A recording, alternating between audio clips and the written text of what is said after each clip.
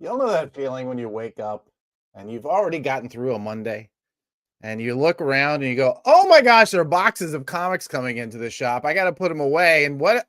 Okay, now I've responded to everybody in the inbox. Now I have nothing but meetings for the next 4 days. That's right. It's Tuesday. It's Tuesday and it's 2 p.m. And that means it's time for Comic Industry Insiders, our weekly look at what's happening in the news and what we can kind of gather to make your business or career in comics a little bit better this week.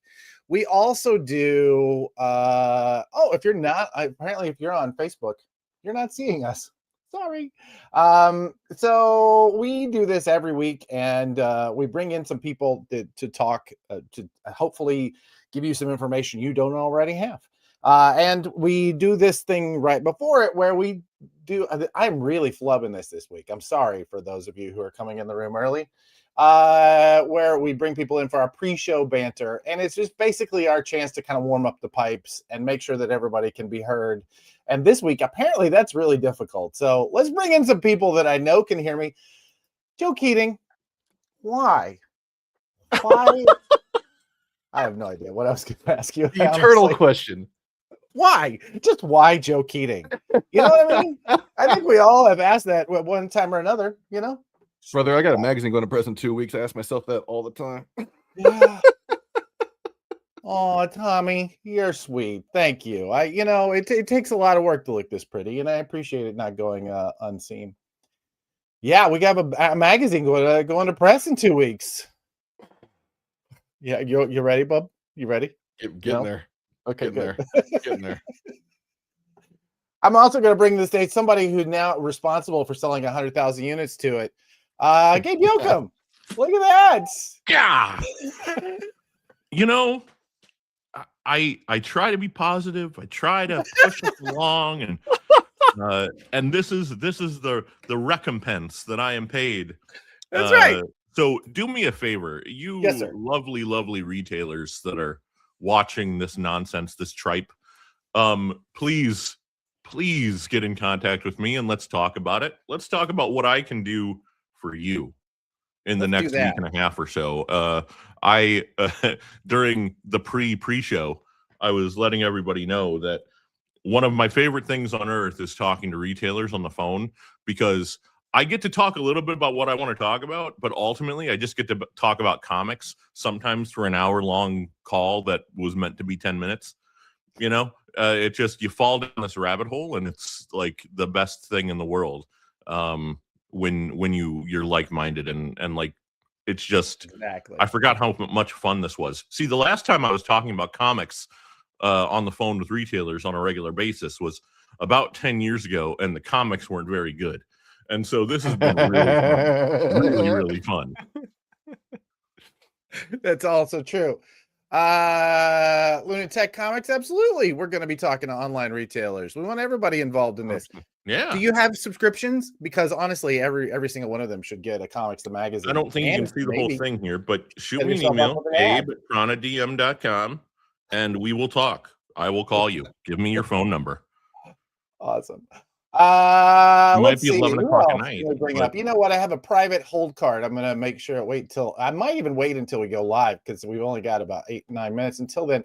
So this week we're going to be talking to some folks about making comic shops a bit more accessible to folks of all different needs and different abilities. And we have some really fantastic retailers up front. Let's bring to the stage Chris Barcombe. That's like 2 words, bar and comb. Only one of those do I have any use for. That right there, that joke killed. That killed before we went on air. It was just killed. I need a comb. It's really the joke. I like bars. How you doing, Chris? I'm good. How are you? I'm good, man. It's I'm so glad you're able to come on the show. How's business been, by the way? Business has been good. We're getting ready. We got Philip Kennedy Johnson coming on Saturday. Who's that? I don't know who that is. That's crazy. I know it's crazy. Yeah. So we've got him coming. We got a magic set coming out this week. So things are just rocking and rolling today. All the orders are coming in. So it's crazy. I love that. And I'm getting ready to do taxes. Oh God. Oh, why? Don't say that word. How has your year been? I mean, so far, how was last year for you? Last year was good. I don't want to say, but we had a very good last year. very good I hear last you. year. So Very good. Very good is good. I like very good. I'll take that. We do have some very good people. Is that a great segue or not? I don't know. But we're going to bring another retailer to the crew. This year, one of this year's Eisner nominees, Mr. Sam, I did not get your pronunciation of your last name. We didn't get a chance to. It's Bolenbaugh. Bolenbaugh. There you go. I Yep. would have gotten there. I would have guessed that. Yeah. How you doing? How's the show? Doing well. It's good. It's doing well. Yeah. Right. Yeah. And how was last year for you as well? It was a difficult year being so close to DC with the shutdown. Let's just say that. Oh, I believe that. With how many people near us either lost their jobs for 6 weeks. Yeah. And I would imagine that the chaos that's happening in our federal government would have no effect on your business. Oh, not at all. generally Being in a predominantly Latin neighborhood and, the Yeah. insurgency that comes with that. I am absolutely certain that would be challenging. All right, I want to make a transition here about him being in his car, but that would be inappropriate. So instead, I'm just going to say hi. Welcome to Britton Payne. How are you, Hello. Britton? I'm well. I'm comfortable in my mobile office. I'm glad to join the Brady Bunch setup that you guys have here. I have to say, the sound quality in this sound booth you're in is fantastic. Not too shabby, right? Yeah, no Yeah, kidding. a lot of soft surfaces for the sound to get absorbed into. No echo really at all. I'm really impressed. We should all be doing this from our cars. I think that's what I'm learning. It's that's absolutely true. All right. My secret hold card for this week. I'm not Blake, I'm sorry, buddy. I'm just not. There's too many faces here. I'm not bringing you in, but every week I have a co-host who joins me and helping me do this. He's been here from the beginning. This week he's having a bit of a family emergency. So we're bringing on somebody you've seen. You're probably as sick of seeing as him as you are of me. But Mr. Django Boring. Hi, I'm not Brian. Not Brian. Proxy Garside. That sounds right. Yeah. Yeah. In many things. Really. What's the most surprising proxy you have for Brian? Oh boy, it's when I get texts from his kids that go to me instead of him. It's super weird. Oh, that is weird. Yeah. I don't know why it happens, but I think he maybe gave them my number at some point and said it was him. I don't know if you guys know the comedian Josh Johnson, but Yes. I don't know if any recognition there, but he does a weekly YouTube special, like legit. Like, the guy does material every single week that he posts on like an hour on YouTube. He's coming to town on February the 5th or something. I have tickets. I've been looking forward to it, but he just posted I think a couple weeks ago this entire bit on how. Did you know that you can put anybody down as your emergency contact? They don't have to be vetted. You don't have to know. Yeah. You just need to trust that they'll be good in an emergency situation. Or you just really want to fuck with them. Yeah. Oh, damn it. Yeah. Wait the 9 minutes. Oh, 9 minutes. I can't wait 9 minutes. It's a world record. I think I waited a whole 10 there. 10 or 11. My goodness. All right. Before we got started, Joe, we have 4 minutes. Can you show us your mail call? You had a couple things. So we're starting a magazine. I don't know if any of you know. We're going to be talking a lot about it later. Comics the Magazine. And we've taken some flack, shall we say, for the fact. Okay, yes. Don't put Kyle down as your emergency contact. Okay, we've taken some flack for the fact that this is not what we think of as magazine size. It's going to be comic size. It's Comics the Magazine. Joe here is our editor-in-chief. Joe, you have a mail call here this week of stuff that we were showing us. Yeah, well, I just was sharing. I got some stuff that I was really excited about. There's a great store that I went to when I was in San Diego Comic-Con called Now or Never Comics. One of the guys, principal there, Zach Norris, is a killer zine called Comics Roll Everything Around Me. It's a hip hop zine. Anyway, it's all about hip hop and comics. Highly recommended. And then coincidentally, at the same time we're launching a comics magazine, I got the news Chuck D's launching a hip hop magazine. Album size thing, all about hip hop, and it's really cool, and it's funny too. A lot of the stuff that they're talking about in here is coincides with the stuff that we're talking about with comics. So it's interesting to see parallels going on in different scenes. I'm You know? curious, is it like how is that the Chuck D thing? I saw the announcement. I didn't dig any deeper. How is it distributed? Is it just going out through I got it off the internet. I just got off their site. It was you go there, pay whatever it was, and $10, Yeah. and it shipped to my house. So right I on? don't know. It's British. I don't know what that's all about, but anyway. That just means they use extra U's, right? That's Yeah, all that's right. that really means. So. Yeah. All right. Here's a question for the room. What have we not thought of in this magazine? Y'all know that we've been pulling our hair out trying to get this magazine done. Joe always wears a hat for that reason.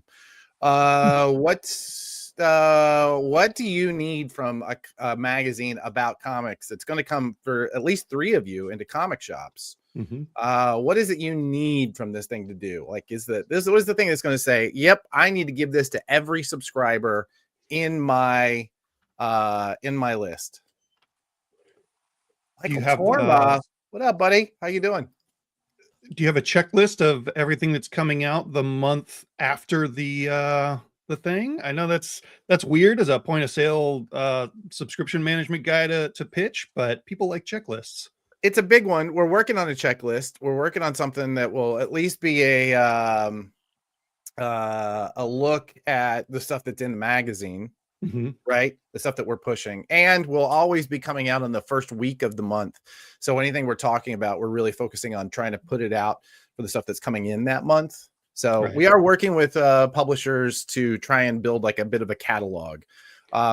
It's gonna, that part's a work in progress. I would say it's a lot more challenging than you would think to find room for that and build it. How about a pronunciation guide for creator names, Joe? Oh, that's good. Yeah, they ran that Marvel Age a while ago. I think it's a good idea to update that. It's been a minute. Yeah. I mean, there are also other names that could use that name, or she/are. I've heard a lot of different variations on just comic book character names too. That's a good point. Pronunciation guide. Magneto.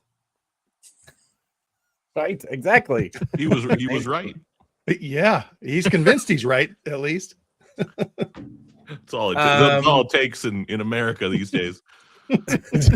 Just be convinced and say it over and over again. Chris, what about you? What would be in this magazine that would be good? So I'm a really make it quick because we got to go live. Big fan of the putting out what's to come, but also like reading recommended list. So like, say you like Batman, here's what you should read Batman. You like Superman, so new readers get something to go off of when they're looking for things to read. Oh man, and that would be based on stuff that they're already into, right? That would be like it could be anything. So when you're just like, hey, I need a list for someone who's looking for X-Men titles, here's what's currently, here's what we recommend reading. I love that. All right. Now's the part of the show where I kick you out, and then Django and I talk for a little bit, and we bring some of you guys back on, and we're going to talk about making our stores more accessible. Let's go. Blake, push buttons. I'm not pushing any more buttons. Let's go. Hands off. Hands.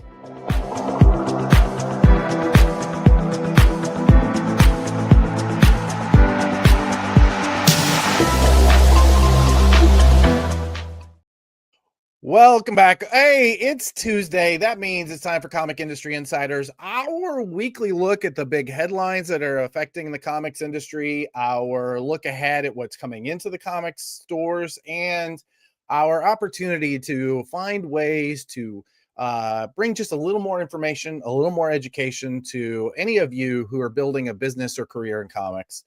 Thank you so much for joining us. Blake, I think we're doing a giveaway this week. Let's get that ready. But first, I'm going to introduce this week's co-host. Normally, it is my buddy Brian Garside, who is our favorite Canadian.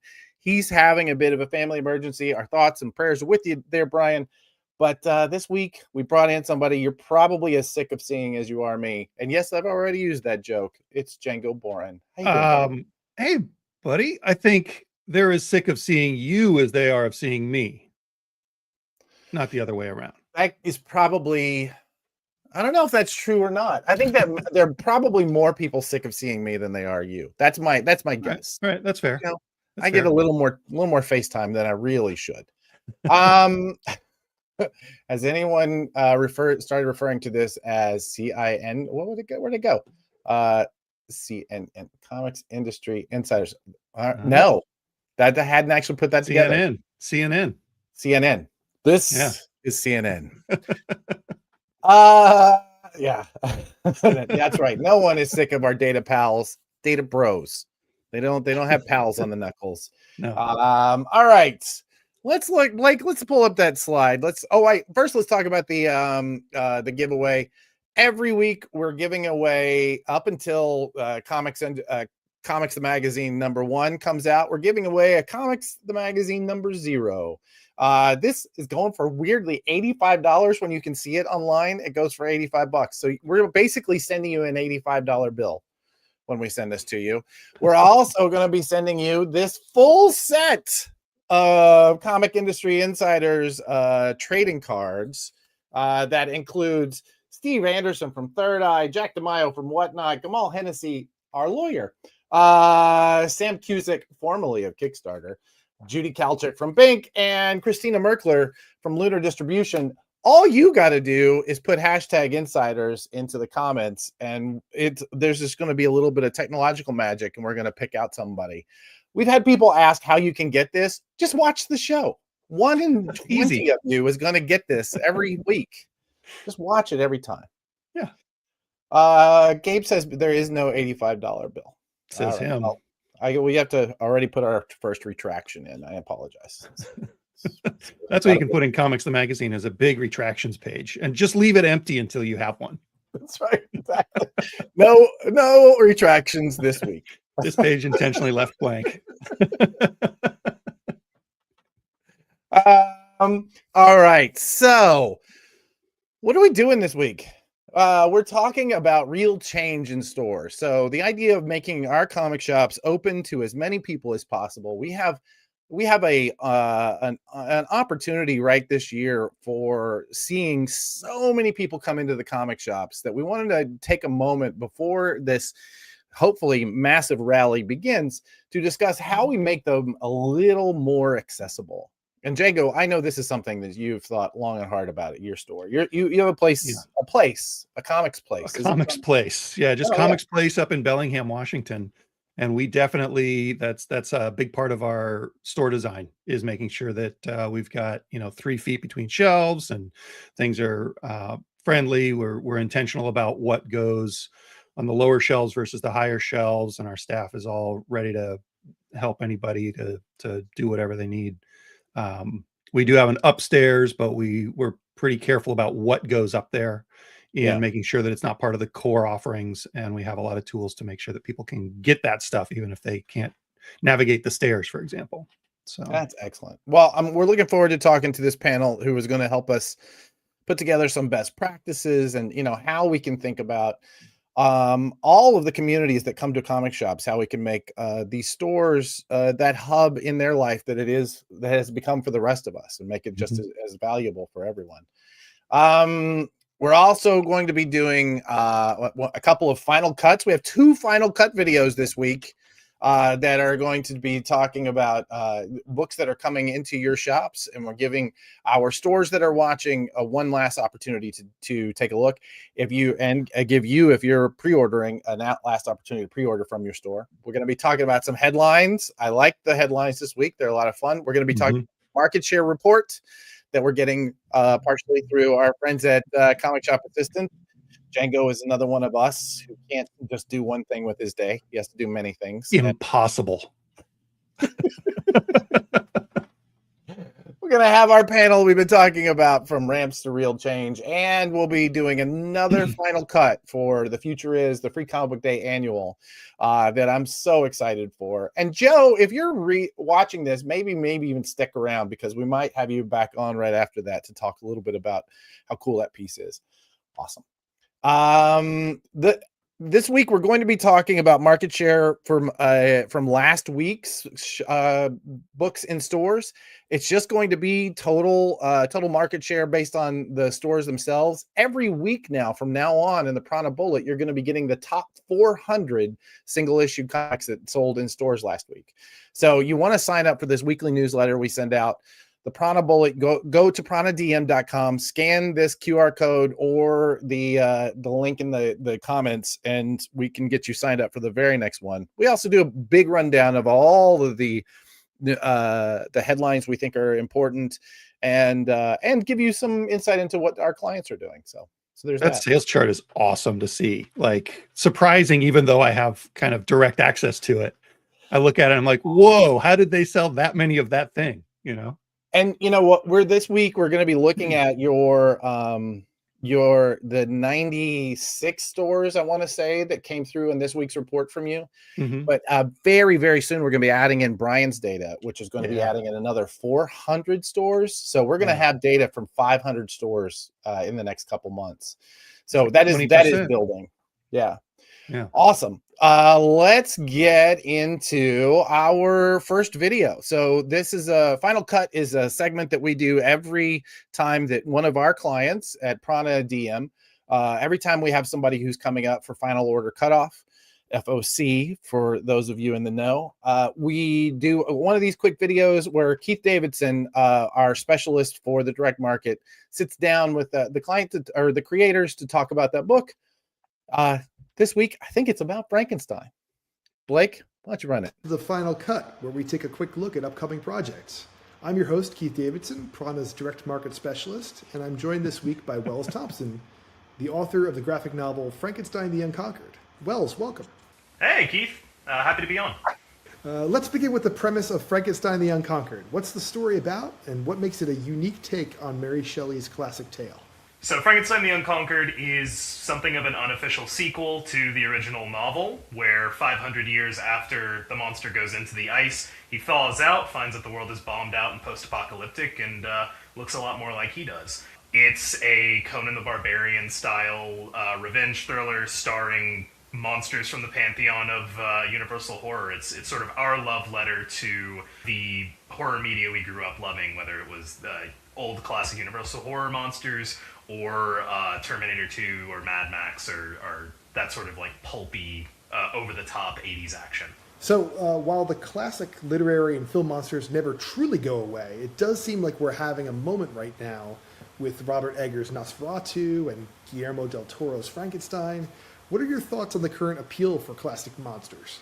I think that we tend to glom onto horror icons when times get stressful, that they give us sort of an avenue of escape, and people start getting creative with old toys at that time. So I'm not surprised at this point to see some really fantastic projects coming in cinema and comics that revolve around these classic monsters. So now when you think of the perfect type of reader for this book, how would you describe that person? From experience, I think that it's mostly men that are a little checked out and then see the cover and go, oh, that looks awesome. Like someone who is looking for a really pulse-pounding horror book or might not know what they're looking for, but that ultimately is going to be kind of swept up in the nature of a big dude with a sword kind of fantasy. And then on top of that, you have the horror bents that you can sell people on. You have all sorts of different layers that you can add to that demographic. Are there any key selling points that retailers should know about Frankenstein the Unconquered? I think there's a little something to sell to everybody, but I think the most obvious thing is just the cover from Heather Vaughn is one of the most gorgeous Frank Frazetta style painted covers that we've ever put on a book. I put it all over my personal website and my con table, and it immediately attracts people. It gets people from across the room to come over. Put it out. People will ask about it. Are there any last words that you'd like to share about Frankenstein the Unconquered? I mean, this book is such a love letter to the source material, as well as just being a passion project with everyone involved, and I think that bleeds through on everything from the art to the story, and it's something that we take a lot of pride in, so it's definitely something that I'm willing to put myself out there and say, this is great, you should check it out. Whether that's coming to a store and doing a signing or just shouting as loud as I can online, I'll always find time to sing its praises. That said, a big thank you to all the retailers who are supporting the book and ordering it from us. It means quite a bit, and seeing it in stores is truly a dream come true. Well, Wells, that's all for today. Thank you for joining us on The Final Cut. Yeah, thank you for having me. And to our viewers, one last reminder that Frankenstein the Unconquered, published by SourcePoint Press, will be hitting stores in February. Retailers, look for it in the Prana Publishers section of your distributor catalog. Take care.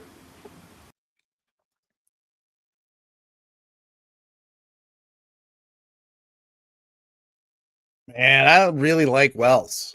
That I art do. is awesome. Isn't it? Yeah, I Yeah. love the paneling too. Looks super cool. Yeah, I don't think that Wells ever really hit my radar until Baltimore. He I think he won a Ringo this last year, and man, his acceptance speech like really caught me. Anyway, Yeah. Frankenstein the Unconquered. If you're like me and you've been watching Frankenstein on Netflix, and you're also like me, it takes you several times to get through an entire movie. You're gonna enjoy this one. Also, beautiful art, really great storytelling.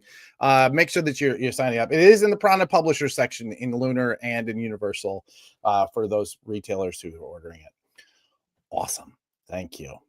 All right. You know what? There are sometimes I like to hit the buttons. It's time to talk about headlines, my friend. How are you? Are you ready? Have you boned up? Are you ready to talk about them? I know everything about every headline that you could throw at me right now. Because I'm just at this point, I'm just going to say it and then listen to your commentary. That's basically all I'm going to be doing.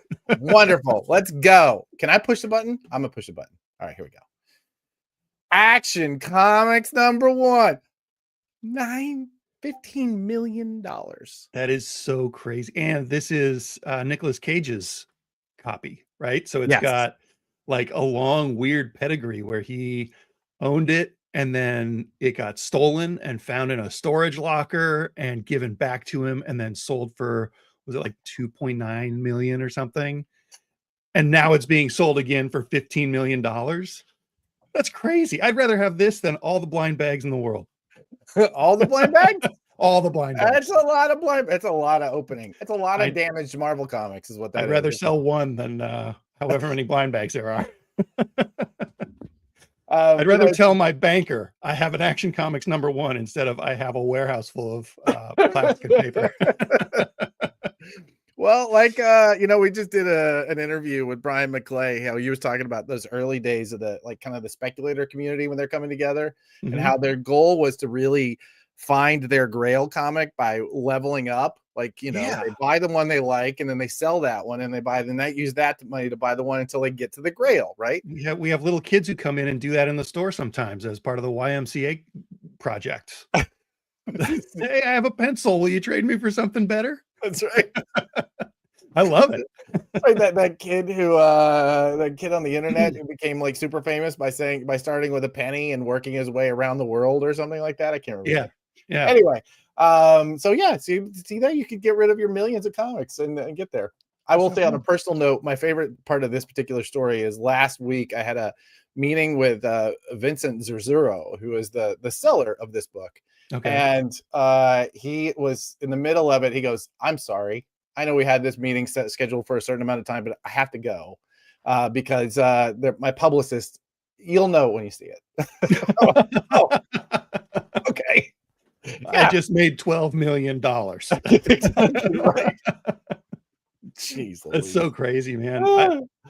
It's a shame that books like this, I mean, we can definitely see a trend upward, but we can't see a trend of stability because it's so rare that one of these things in this condition sells, right?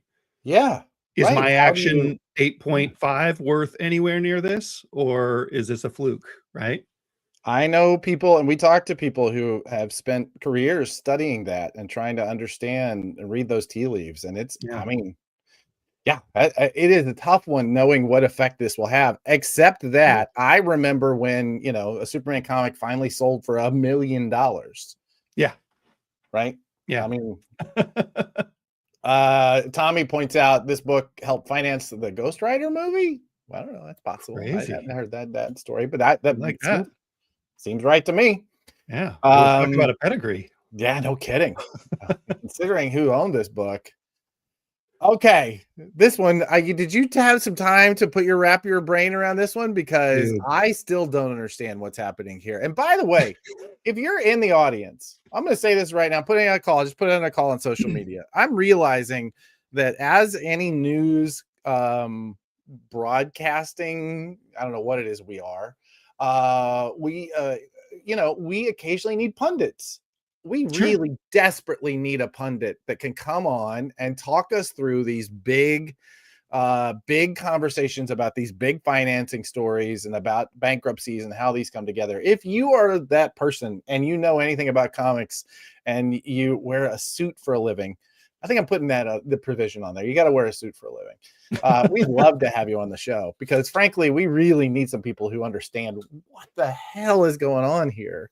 Yeah, so I'm gonna go off the rails just a little bit here. Go. When I'm reading comics set in a cosmic setting, I have a really hard time understanding the stakes or the power sets, right? Like, Right. well, cool. You're gonna hit Thanos with an energy beam. What does that mean? Right? I understand it when Batman has his feet on a fire escape and he punches a punk. I get it. It hurts, right? Yeah. But does Thanos feel that energy beam? I don't know.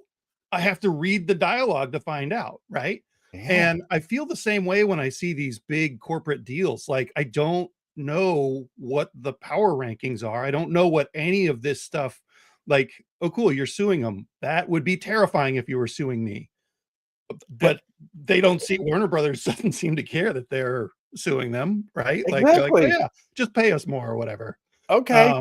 Yeah. So, like, that was my first thought when I saw that this was on the rundown. And then I started thinking about, like, this is almost, and you know, I don't know what anybody's intentions are, but this feels almost like a battle for movie theaters, right? Because if Netflix gets Warner Right. Brothers and we get DC movies in theaters for 7 days, that's it. Like, movies are going to change a lot, and movie theaters are going to not be able to weather that storm gracefully. It's going to be hard, Yeah. right? So I would believe that Paramount has the intention of buying Warner Brothers and making more movies in movie theaters and then streaming them, and that Netflix, I don't know, that Netflix wants to be in movie theaters more than they want to be on your TV screen. You know, I will say I did go see that most recent Knives Out movie at the movie theater before. It was a strange experience sitting in the movie theater and seeing the Netflix logo come up. Right? I mean, Yeah. I had a almost guttural reaction to like pushing the fast forward button. It was very weird. Right. Yeah. Unless can I pause it and see how much more we have left? Yeah, right. Exactly. That is the worst part. I want to know where the halfway point is. I really do. Sure. I'm obsessed with this in movies. Yeah. When is the halfway point? Anyway. Yeah, I don't know. It makes me nervous because I really like movie theaters. It's one of the few places I go to not multitask. And I don't like only having, like, even now we have we'll have 8 weeks or 9 weeks to see the biggest movie of the year, Avatar, and then it's gone. And if you cut that back to 7 days, like I think Knives Out was in theaters for maybe 14 days, and I luckily got to see it. But if it had been 7 days, I would have missed it. That's a good point. We use theaters now to focus us in, Mhm. right? I just said we on that last story. It's taken us 3-4 sittings to watch Frankenstein. Yeah, and I'll bet that that's not what Guillermo del Toro intended. I doubt it. I also bet he didn't want me to have my phone in my hand, which he Yep. sure did. Yep.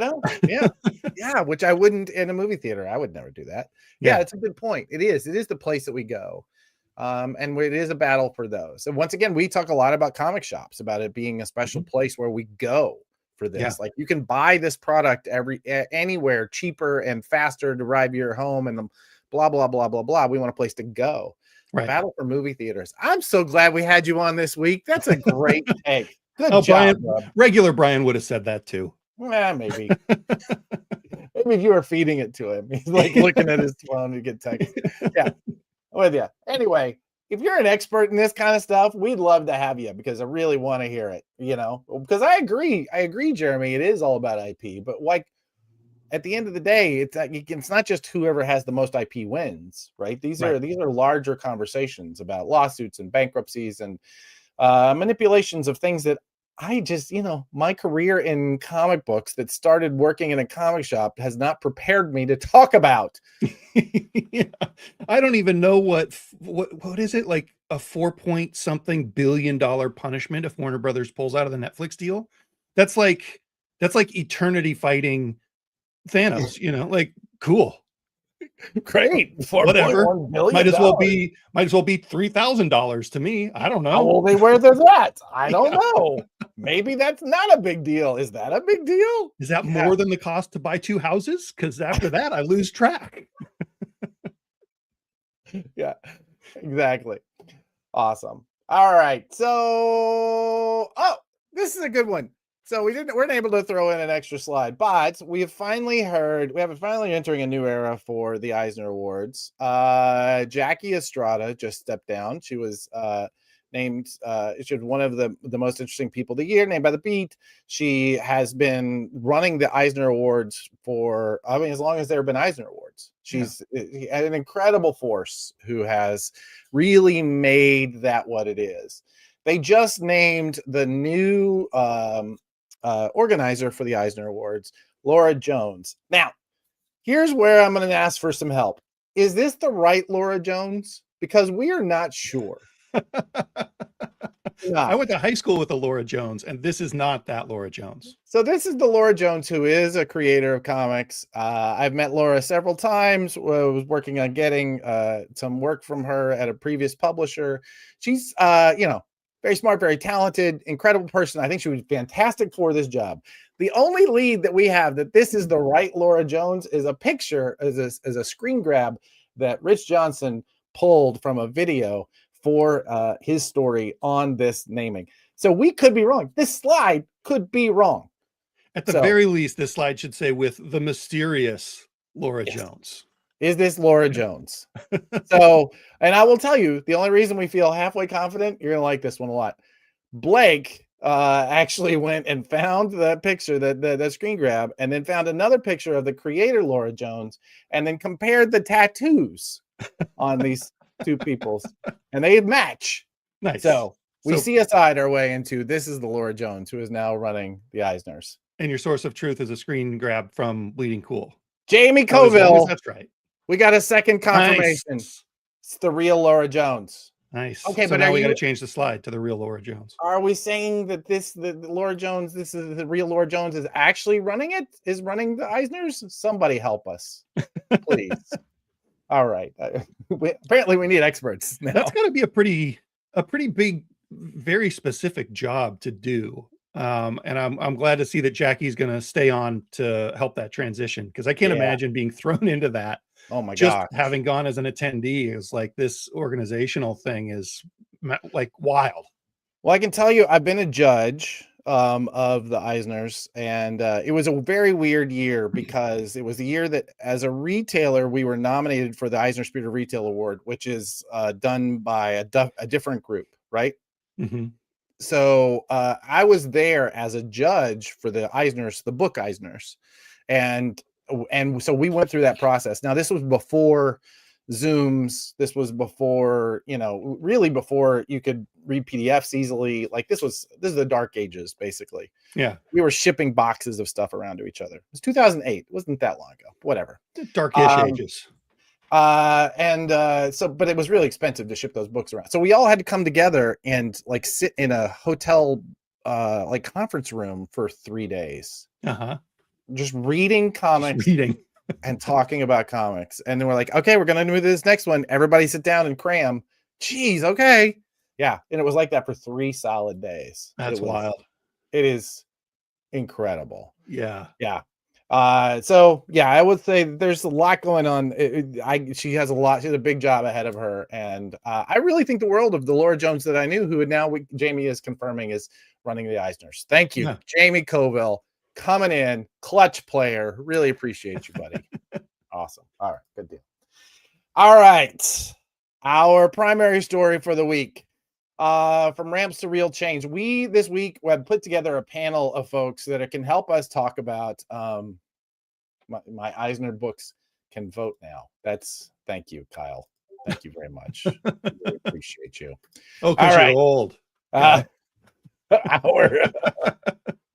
We put together a panel of folks who can help us think about how comic shops should be designed for our future to grow into this much larger audience that we're now all beginning to serve. These people that are coming in for the first time, that are new generations of folks who were raised on comics and are now entering comic shops really with no understanding of what a comic shop is or should be. So we have this really rare opportunity to start rethinking what the designs of these shops can be. And so we put together a panel of experts. Blake, I'm going to read this and I'm going to not know who's up. So why don't you go ahead and pull them up, and I'm just going to run through our introductions and you can pull them up, and I'll just welcome everybody at the end. Sam Bolenbaugh is the co-owner of Dreamers and Make Believers in Baltimore, Maryland. This 2025 Will Eisner Spirit of Retailer nominee is carving out a niche in their shop as Baltimore's only community bookstore, comic shop, and coffee house. Sam also runs the Baltimore Graphic Novel Festival. Once again, one of us can't do just one thing. Welcome to the show, Sam. Chris Barcombe is the owner of The Secret Lair in Harrisonburg, Virginia. Chris is also a comic book writer of the series The Amazing Adventures of Superior Sam. Not Sam Bolenbaugh that I know of. We can get into that if we want. Chris is also, we already did that part, turning his personal injury recovery story into a resource to inspire others, especially children, with life lessons and the message that being different is okay. That's Barcombe, by the way. 2 words, Barcombe. It's actually 1 word, but there you go. All right. Britton Payne is the founder and director of The Autism Scene, a nonprofit advocating for the inclusion of more explicitly autistic characters in kids' pop culture, and manager of the AU SPEC Awards, kids animated spec script competition that requires a series regular, meaningfully interacting with explicitly autistic character. I may have flubbed that entire line. Welcome, Britton. You were basically the one who inspired this whole thing. So well, good. That's neat. I think it's a fun topic. Britton reached out to me not too long ago. Occasionally I'll put out a link into social media drop saying, hey, book a meeting. Let's talk about how we can work together. Britton took me up on that, and we got to talking. And I think this really kind of came out of you being a fan of one of the books that we're working on. Am I wrong about that, Britton? Or if not, praise me anyway. No, that's right. Future is I had a conversation not a long time ago at Emerald City Comic Con about a year ago, I guess, with Fred Van Lente. He was curious about an autism issue, and he knew that I had spoken at Comic Cons about autism and pop culture, and it led into him trying to think about how he wanted to conceive presenting autism or something similar to autism in the comic book. And I sort of offered him my opinion, and I guess those issues are coming out now or soon, and I feel it was really cool to have that conversation with him. They're actually out now, and we've been having some really incredible feedback from folks in the autism community, just about some of the words we're being very explicitly saying that autism is not a disease. It is just a condition. Like, I have a beard, right? You're going to deal with me differently because I have a beard than you're going to deal with Britton, who chooses to spend that time shaving his face. So so we talked about that in the comic itself. Actually, we called that out, and that panel I've seen sent to me now 3 times from folks in that community. So it is very very heartening, and I think much credit is given to both Fred Van Lente and Joe Keating, who's editor-in-chief of that book, who was just on as well. And they've done an incredible job of putting that together. The artist on that title is just doing an amazing job. I will say that it is one of my favorite things that we've worked on so far. So anyway, thank you so much for sparking this conversation, because once we started trying to figure out how to practically put it together, we ended up with this incredible panel. Sam, tell me about why this has become an important subject for you.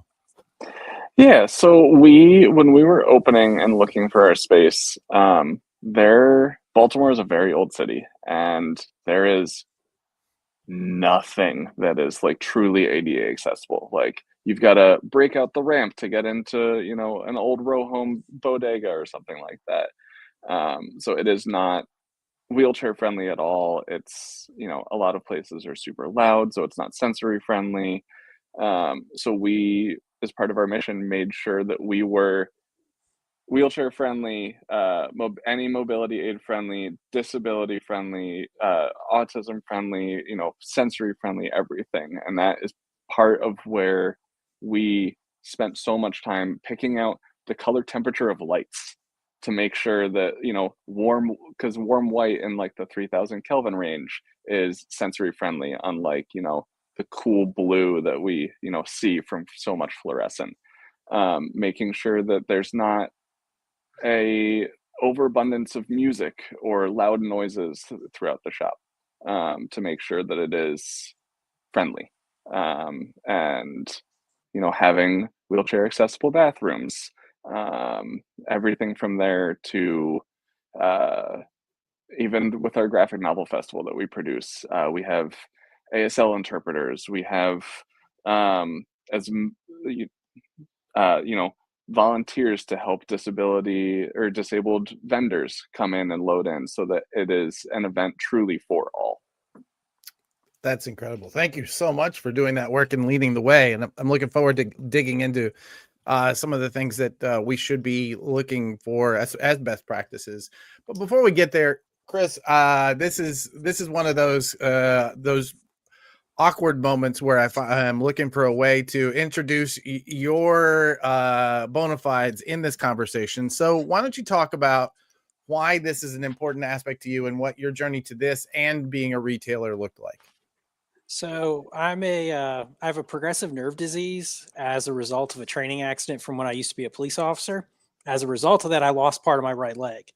So for several years before I lost my leg, comics was kind of the thing that gave me hope in a lot of ways. It was, it was this thing that I was able to do as a disabled person by myself, and I never felt bad about, because I didn't need help a lot of times.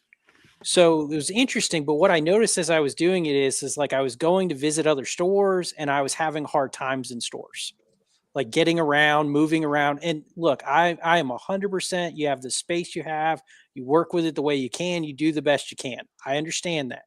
But it was always interesting to me, watching it. And then when my buddy opened this store that I then bought from him, he was like, "Hey, what can we do to make it so you can get around? Do you know other people?" And I was like, "Yeah." And we slowly started to notice, like, we have the Virginia School of the Deaf and the Blind is about 20 minutes from us. So we have that. We have a couple group homes for adults with I don't want to call it mental disabilities, but different challenges. So they come in, and it was just like we were seeing all these different groups of people. And we have JMU, we have James Madison, right at the corner of the school. So we were getting lots of different people in here and lots of different groups. And it was like, this is their hub. What can we do to make sure everybody's as comfortable as we can when they're all in the store and when they're all interacting with each other? Because that's when people come together, is when they don't have to worry about the things that make them different. It's the things they have in common, which are the comics. So that's wonderful. Thank you for that. So tell us about the book that you've built. So I assume you're referring to Sam. So yeah. Superior Sam was my idea. I used to, when I retired from being a police officer, I went to teaching in an after school program. It was called Bricks for Kids. It was teaching basically STEM with Legos. And one of the kids I taught was on the spectrum, and he didn't understand what was happening to his teacher. Like I had a lot of issues with this kid for the 2 years that I taught him after school, but we had kind of finally figured out what worked together for us. Like he was more visual. When he finished, we just let him do what he wanted. And the idea was, I went to my mom, who worked for Barnes & Noble at the time, and I was like, "Hey, do you have a book teaching kids about amputees?" And she's like, "Nope, don't have anything like that other than like doctor's books and, biographies and autobiographies." So I was like, "Okay, cool." So I wrote like a little short story about a kid that has an accident at the playground, loses his leg, and then goes about, kind of back to normal and everything, but he becomes a superhero. And then it was like, well, I think I could get this published. So we published it, and then that's a whole story. But then we started self-publishing it after my publisher went out of business. And ever since then, the idea has been, okay, let's include other people with disabilities so they get other aspects that there's more than just one type of disability out there. So we have, I'm trying to go through some of the characters that we have. So we have a deaf character. We have a character who has a kidney disease, who's actually based off a real life kid that I had met at a show, who's like, I just want to be in a comic book. So we put him in the book. And, that was fun. I've got so many little kid characters like down the road. We just never did, because when I bought the store, I kind of put the book on hiatus, because running all of this is an alt inclusive thing. So like, I haven't done Sam in like 3 years. And it's always funny because like the one area I struggled with was we never did a book for people on the spectrum. And that was the community that embraced Sam the most, but it was the one that I always felt like I had to get right. Like that was the one I had to get right, because that was the community. And I had a story and I was pretty happy with it, but then we bought the store and it was like, okay, we got to put all our focus into the store. Well, let me introduce you to Britton, who apparently is the expert on characters with autism.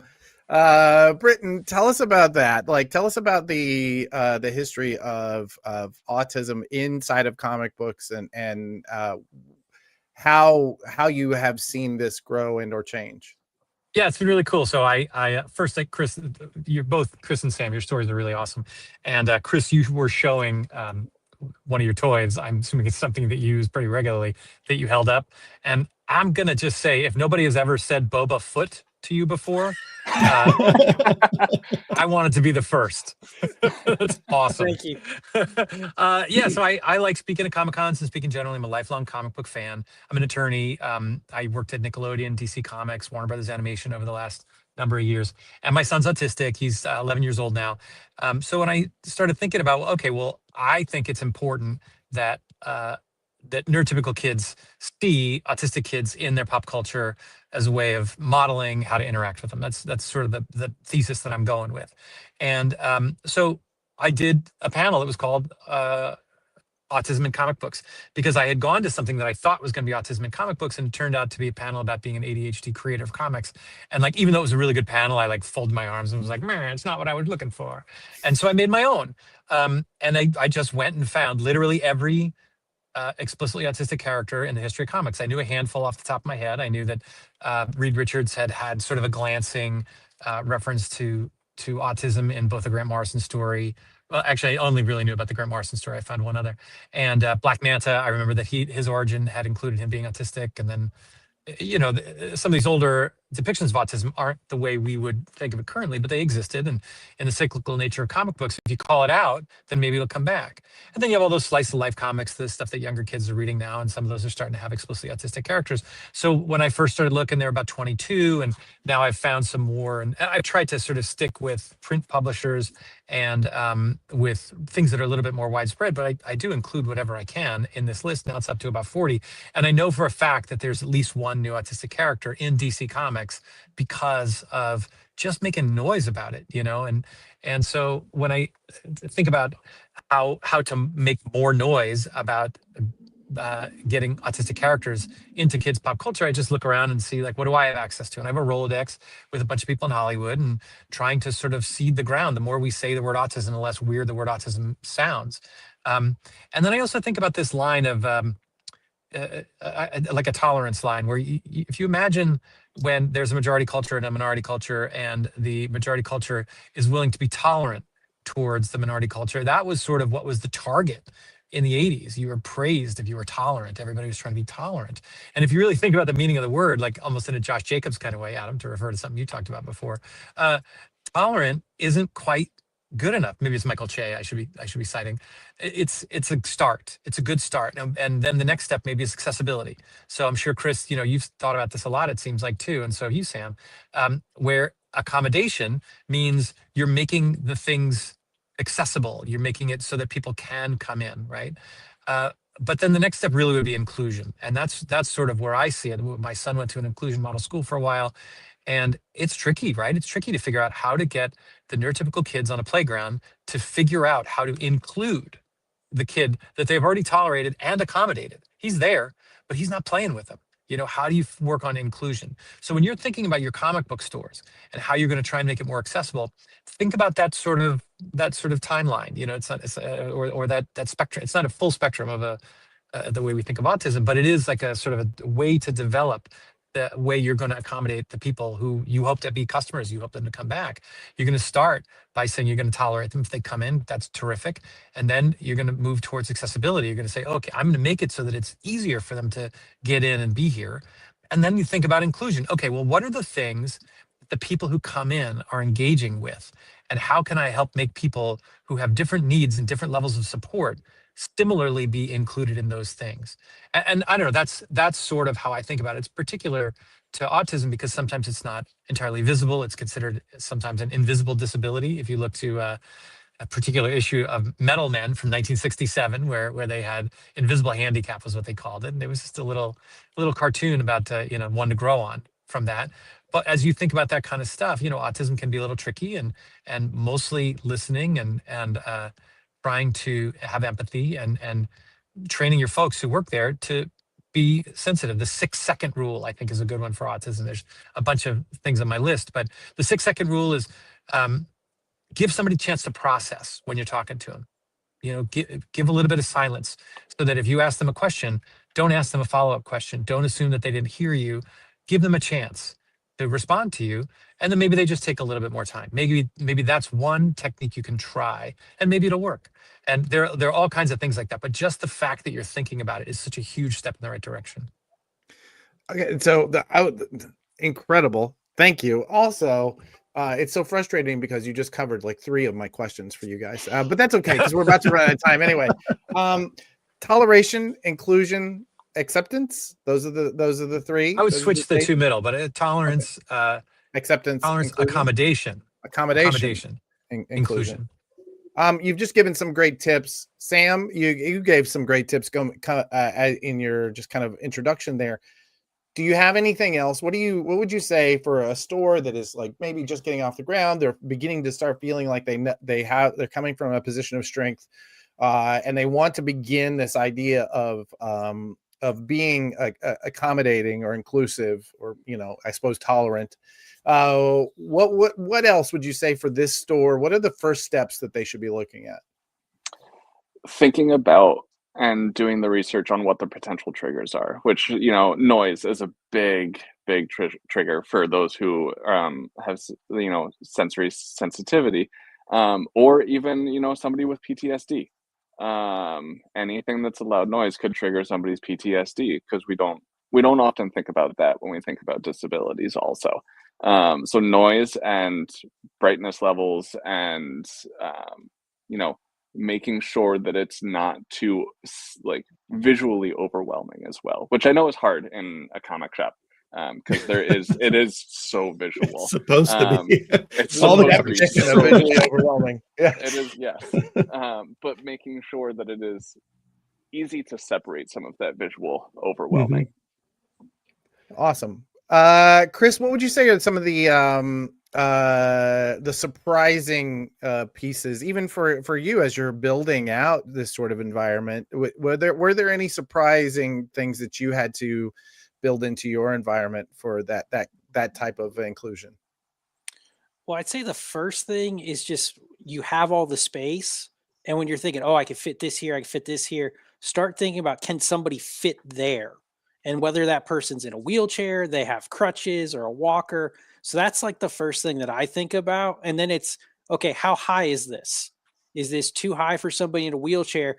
Okay, well, it's a fixed deck, so I can't get it lower, but do I have a way to get it lower? So it's like, let me buy an extra table that has adjustable legs so I can move things down when I need to, for someone who, say, wants to go through back issues. The other things that I look at, I listen a lot. When somebody comes in, and especially if there's somebody who's different, I'm listening to what they're saying. I'm not trying to eavesdrop, but I'm listening to if they have any issues or complaints, so I could try to address those in the future. Or I'll ask them like, hey, you were in, you didn't seem very happy. Was there something we could have done that was better? And being able to accept that criticism if you didn't do something right, and then being able to show them that you applied it in the future. So if they do come back, you were ready. I think another thing you can do is figure out what's in your area and know that you may encounter that first, and then try to figuring out the other things. Like, I know the Virginia School of the Deaf and the Blind isn't very far from us. We have deaf customers. So making sure we have pens and papers, or my employees know that there's a phone line they can call that will translate for them. So it's like, let the translate line click in and tell you what's going on. It's not a telemarketer. So we have that, but it's also when someone comes in and, sometimes, especially with service animals, it's, oh, we don't allow pets in the store. It's, well, is it is it a service animal? Is it something you need? Like, making sure that you're addressing that situation right before you just say no to somebody coming in. I have a lot of diabetic customers. So it's like, I don't really like food and drink in the water in the store, but it's also, well, I'm trying to keep my blood sugar in the same place. So let me make sure that I have this with me. And I'm like, oh yeah, no problem. I got you.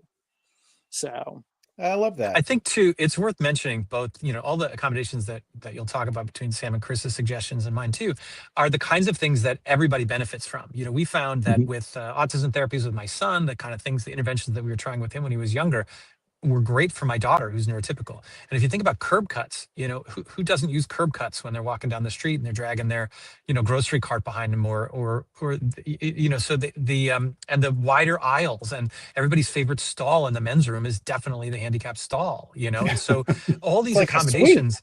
Yeah. Right? It's amazing. But they all should be that big is kind of the point. And so the accommodations that you make for people who need accommodations tend to be beneficial for just about everybody. So it's not a sacrifice that you're making for a smaller portion of your client base. It's something that might end up helping everybody. And they are solvable problems. If you feel like because you need to have wider aisles or keep product, on a lower shelf to accommodate somebody who kind of needs that, but you're worried that you're not going to be able to have enough of your inventory out, or whatever the business problem is, they are solvable problems. It just takes a little creativity. You know your store, you know how to solve things. And if somebody told you this is the way it's going to be, you'd figure it out and you'd be able to make your store thrive. So these aren't accommodations that necessarily cost you very much. They benefit more than just the community that most directly needs them. They benefit everybody. I think one of the things that we've done in our store has been to hire empathetic people and train with empathy, and just sort of have our employees lead by example. Because one difficult thing when you've got, like we have a group of developmentally disabled adults that come into the store as like a field trip once or twice or 6 times a week. They vote where they go, and we win that vote often. And so we can have other customers in the store, and when this group of 15 people descends, they can be like kind of out of whack, and we don't make a big deal out of it. We joke around with everybody. It's like, and it kind of helps get the other customers who aren't on the field trip, to realize that this is a place for everybody, and not to be freaked out when they're encountering somebody who's not like them. That's awesome, Django. When you model that behavior, that rubs off on them. So the next time they're in the supermarket, they're like, oh yeah, that's right. That Django guy was cool to somebody who had this particular condition. I can do that too. I think that's awesome. I think that's really, really cool. And just to be clear, it's my staff. I run away when anybody's in the store. The accommodation that they make for Django is that they just get out of the way the minute that someone comes in the store. He's going to yell something nuts, and I'm going to have to deal with it. Friends, thank you so much for coming on and talking with us today. We do have to move on, but I am realizing this is a much larger conversation, and maybe we should redo this in our long form podcast, the Comic Industry Insiders, where we can start to break some of this down. I think that'd be really great. So hopefully you guys will be able to come back and we'll be able to get into this in detail. Thank you again. Quick shout outs to from all of you. Where would you like people to find you, Sam? Instagram, Facebook at Dreamers Be More. Chris? You can find Secret Lair Comics on Facebook and Instagram, and I'm at CB Author on Instagram. Britton? TheAutismScene.org. Nice. Thank you guys so much. Really, really much appreciated. And we're looking forward to a brighter future for our comics stores to be able to bring these learnings to the world. So thank you again. Awesome. All right. Let's move on to something that now feels trivial. Your whole job. Everything I do in my day now feels trivial. Thank you very much. Let's talk about what's all going on in comic shops right now. This is something that a project that I personally have been working on for about 8 or 9 years, and we're finally getting to a place where we can report on weekly sales inside of comic shops. This week, all of that data comes from Comic Shop Assistant, the POS system that Django and his partner Jeff run, and do an amazing job for their comic shops that run it. We are currently reporting from 98 stores in various markets that we've anonymized and pulled together so that we can give a good feeling for this. It should be noted that as we mentioned, as we were introducing this, we have a top 400 that we're going to be posting inside of the bullet at the end of the week. So if you are not already signed up for the Prana Bullet, go to pranadm.com and you can see that. Django, yes. This is interesting stuff that we're going to start getting into once a week, right? I mean, how much of are there any surprises here that from your store that didn't play out throughout? Is this isn't from the week where the Mark Spears blind bag was like 10 times anybody else's numbers, is it? Because I don't think so. There was a week where that them on here. Yeah. So that showed up and we actually did a lot of digging to make sure it was accurate. And it turns out it was true. That was like, okay, cool. Not what I expected to see there. I'll be honest. Also should be noted that these weekly numbers are much more different. They're much different than the monthly numbers. The monthly numbers kind of give you a balanced view, right. Especially DC and Marvel are always very close, even though DC is starting to reach some parity where they're leading more often than Marvel is. But we see these wild swings on week to week. So that's what we're looking at here. Yeah, but that's I hadn't really thought about that, but that's totally true. The weekly is a resolution that can be misleading if you're only looking at the week. Yeah, it's super interesting. But it's fun. It's fun to see DC Comics leading by that much. Look at those percentages. Bonkers. It's bonkers. And what was that? Was that you know what? We were so busy leading up to press time that I haven't even pulled up those numbers. So I'm going to pull them up right now and I'll be talking. Oh yeah, here we go. It's got to be Absolute Batman from Arkham Special. Yep. Yeah, looking at Arkham Special. The top, well, here's the top 10. We should have this as a slide next week. Batman Arkham Special, Batman number 5, Absolute Superman, DC KO Night Fight number 3, Amazing Spider-Man number 19 coming in at number 5. First time that Marvel gets on there. Ultimate Endgame number 1 coming in at number 6. Ultimate Wolverine at number 7. Absolute Green Lantern at number. Green Lantern makes the top 10. Look at that. X-Men number 23 at number 9, and Batman Green Arrow The Question at number 2 at number 10. I mean, you can see. I mean, DC is just dominating, which is incredible considering that Marvel does so much to get as many SKUs on shelves as possible. Right. You know? Right. You know what would be interesting, and I'm sure we have this data. I don't have the patience to pull the report, but how many of those were cloned over, auto-subscribed from a previous series? Because that Batman Question, I don't think that number 1 sold off the shelf at 10th position. Well, this is this number that we're looking at is not FCR. This is actual sales. Right. But we track whether a series has been put in someone's file through an auto sub process. So we can see if that book was something that the retailer was like, hey, you should read this. I'm saving one for you. Right. Which is an easier sales pitch. Then go look at the shelf and grab what you want. Yeah. So I'd be curious how many of the top 10 were heavily auto subbed and how many were pulled off the shelf based on their covers or. Oh, you're going to have to give me that as a column in our next report. We're going to have to build that out. So much data. I will say average, we're looking at average per store of 10, almost 10 and a half copies of Batman Green Arrow, The Question, and average per store of 55 and a half for Absolute Batman Arkham. So, I mean, you can see that is there's a 5x difference between number 1 and number 10. The first entry on our list of the top 400 is Teenage Mutant Ninja Turtles X Go. Is that what's the name of that? Who is that? I'm gonna look at, X Godzilla. That's right. Godzilla number 2 coming in at number 20. And then they have Twilight Zone number 3. More Teenage Mutant Ninja Turtles. Conan the Barbarian coming in at number 33. IDW is doing fairly well in there. I think Dynamite's first placement is Tim Burton's Nightmare Before Christmas number 1. Interesting. That came in at number 38. And Dark Horse with a big, honestly, they have a big chunk of that market share. Dark Horse comes in Nemesis Forever number 5 at number 45. So nice. Yeah, Boom Entertainment coming. Mighty Morphin Power Rangers book. Let's see, Zord Quest number 1 coming in at number 52. There you go. Yeah, I'm excited to look at the way that you present this stuff. Yeah, because I look at it when I have a question, but I don't keep track of it. So having well, listen, when we first started doing this, we just wanted to look at the fan confidence rating because we wanted to see what we could learn about, how publishers, how much the promotion they're doing ahead of time affects their eventual sales. Right. And what we found was people just want the horse race.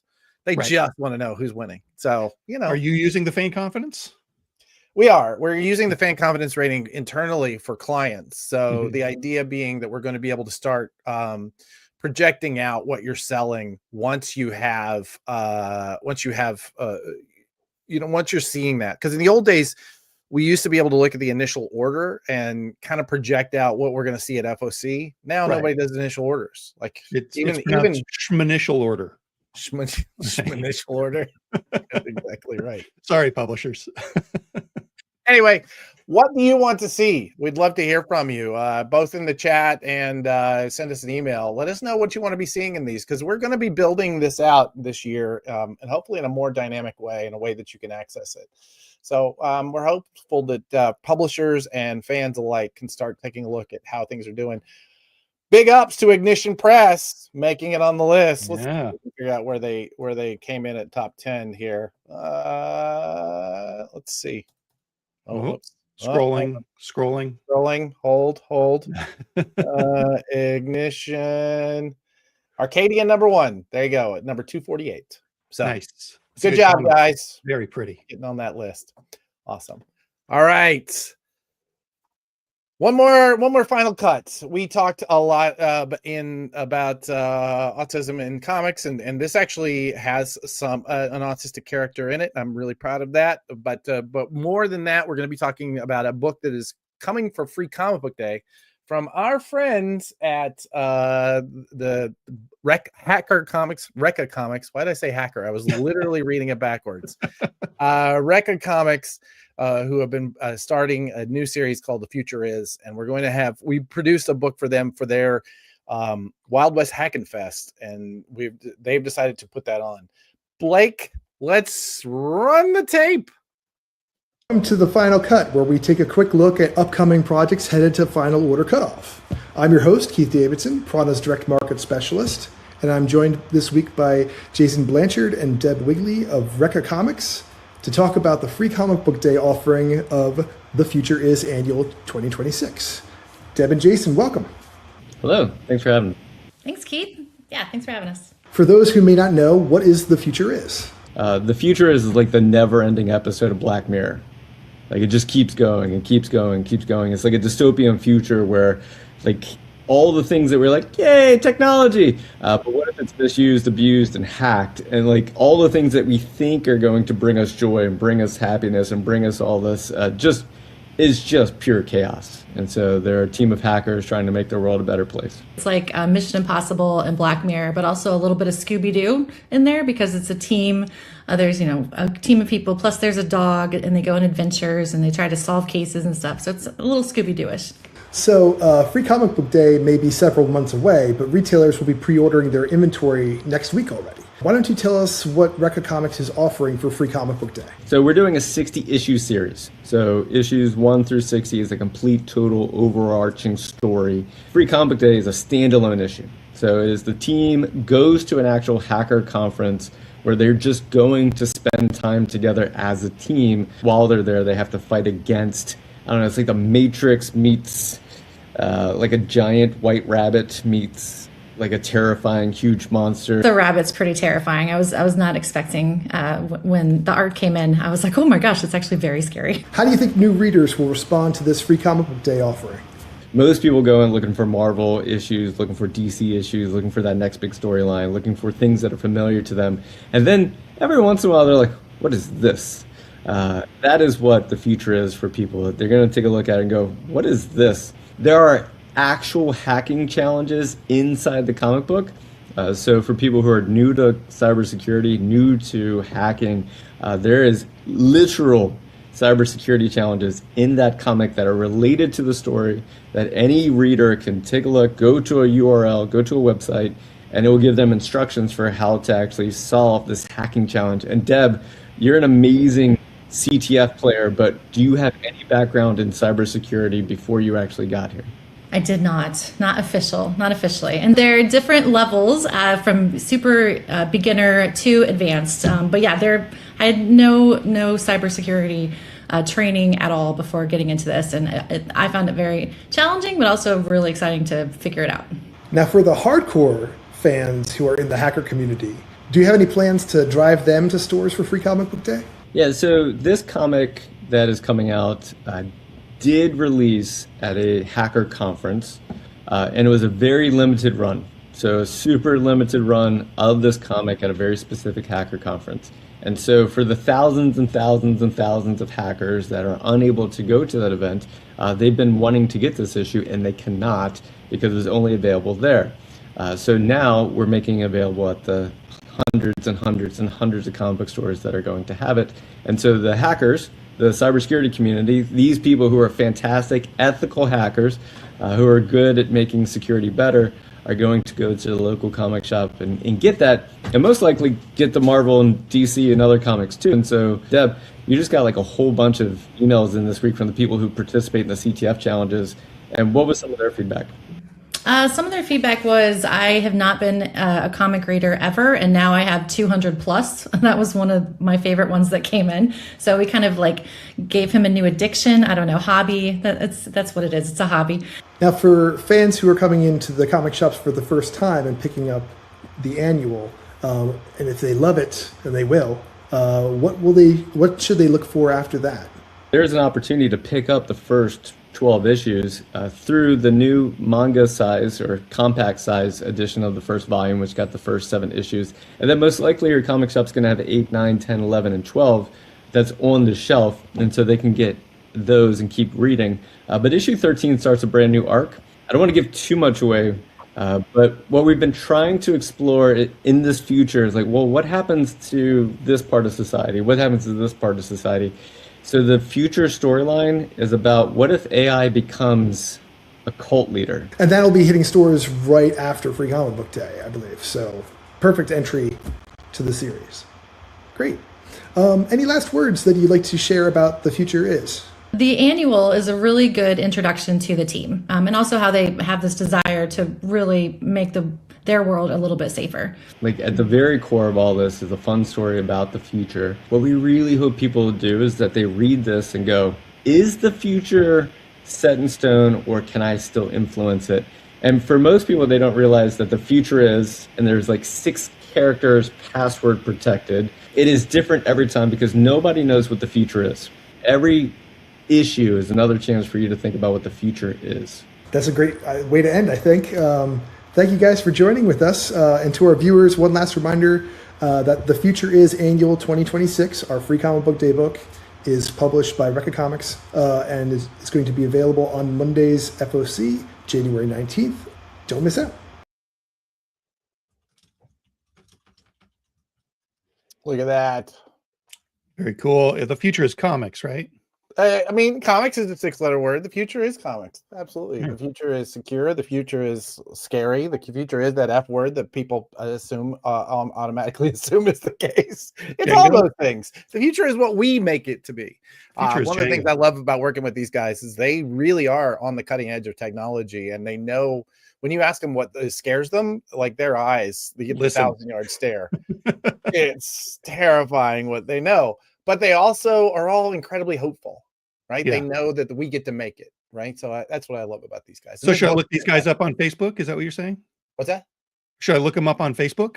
Sure. Or are they way too smart to be on Facebook? They're way too smart to be on Facebook. Are you kidding me? They love LinkedIn. Cybersecurity loves LinkedIn. Nice. Yeah. And I just want it noted, there is a 10-copy bundle. You can get the single issues as a single copy, but there's a 10-copy bundle available right now for you, and there are free comic book day books available to you. So number Super 10 is cool. there. I want it noted. We got some feedback this week that a retailer complained we're not carrying your copy anymore because we can only get it in 10-copy bundles. No, you just ordered it. You just can't get it in 10-copy bundles. You and can. also, You don't have to. yeah. Also, that's not a bad word. Apparently, those I don't know. I'm not airing all the dirty We're laundry here all today. special flowers, Adam. It's There's a- things that it's drive a- me nuts that are not things that drive everybody else nuts. There's so many. The biggest strength and the biggest weakness of the direct market is that it's 2,500 of you, and if you ask any of you a question, you're gonna get 1,500 25,000 answers. It's Yeah. crazy. Yeah. Yeah. Anyway, Special variants. All of you're us. all special, each and every one of you. Real quick, Negative Burn is available right this second. We're running a campaign. Our one of our clients is Desperado Books. They are putting out Negative Burn, which is an incredible history of making the careers of some of the best comics creators in our industry. They're relaunching on Zoop right now. You should go to that in the link in the comments. Let's find where is it? Let's go with that one. You should go to that link right there and check it out, or scan the QR code so that we can see that you did that.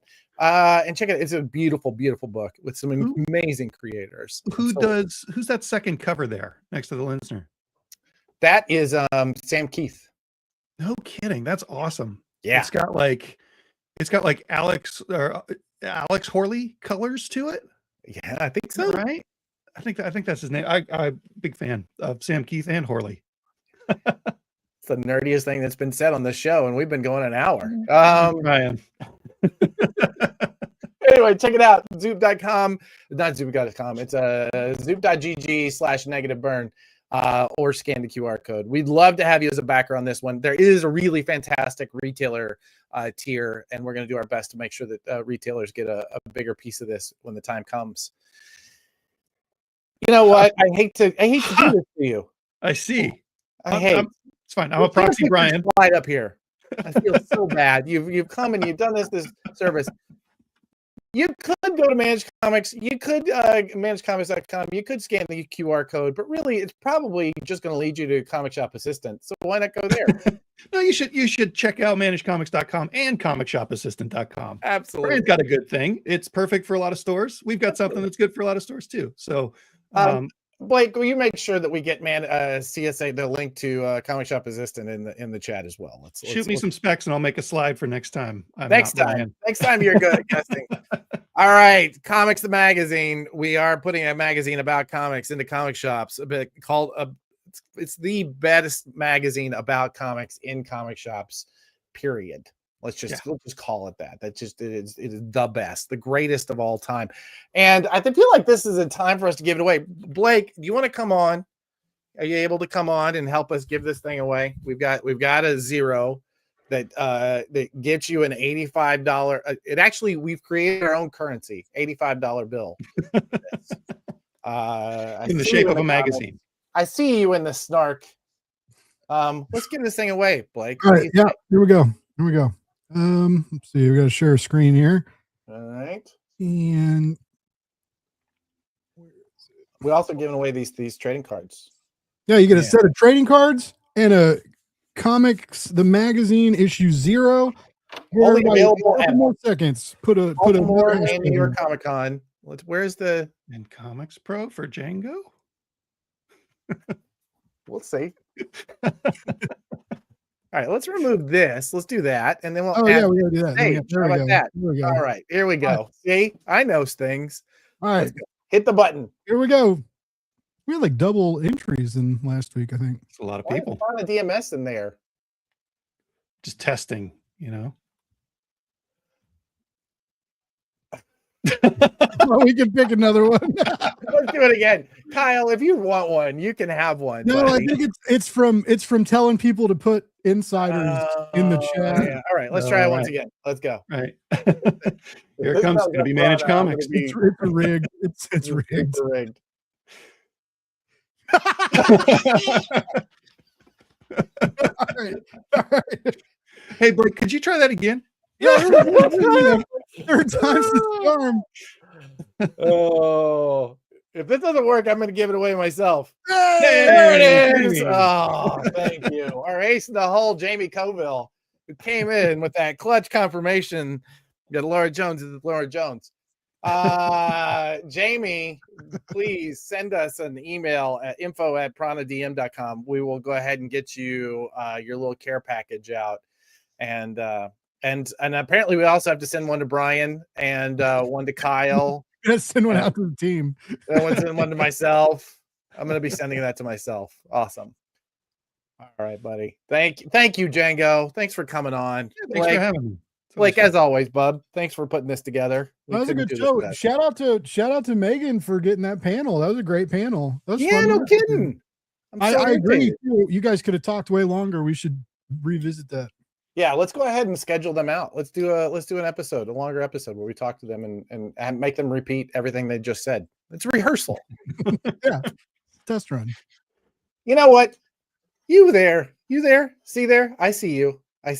You're in your comic shop. Maybe you're doing the laundry, but I see you. And I want to say, if you showed up this week into a comic shop and you bought some comics, thank you.